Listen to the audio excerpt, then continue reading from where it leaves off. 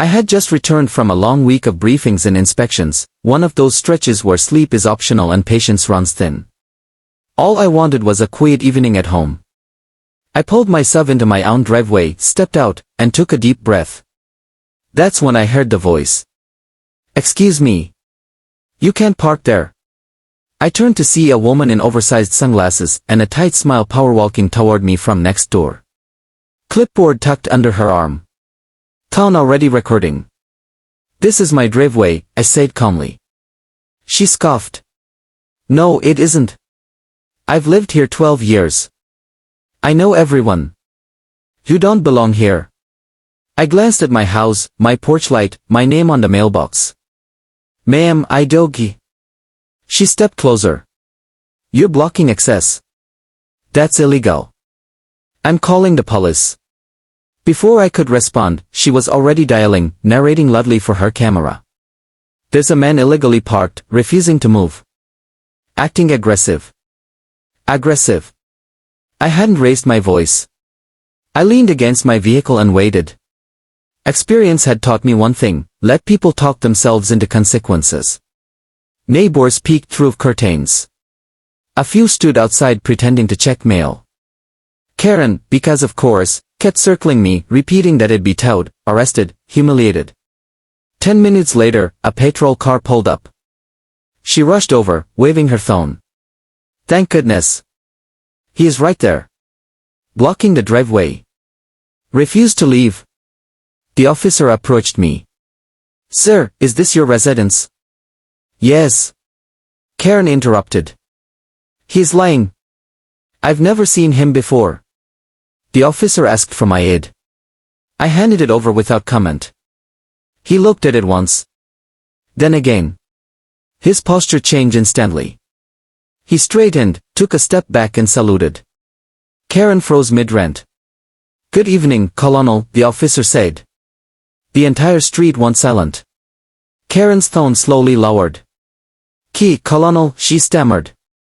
I returned the salute. "Evening, officer." Her face drained of color. Karen laughed nervously. He's joking, right?" The officer didn't smile. "Ma'am, this is his residence. And his vehicle is legally parked." "But he was intimidating me." The officer turned to her. "By standing on his property." She tried to recover. "Well, he shouldn't be blocking driveways. There are rules." "Yes," I said evenly. "There are." I explained calmly that I had recently transferred comments and purchased the property 3 months earlier. Permits, registration, ownership, all valid. The officer confirmed it over the radio. Karen started backpedaling fast. "I was just trying to keep the neighborhood safe." By making a false report, the officer asked. Her mouth opened. Closed.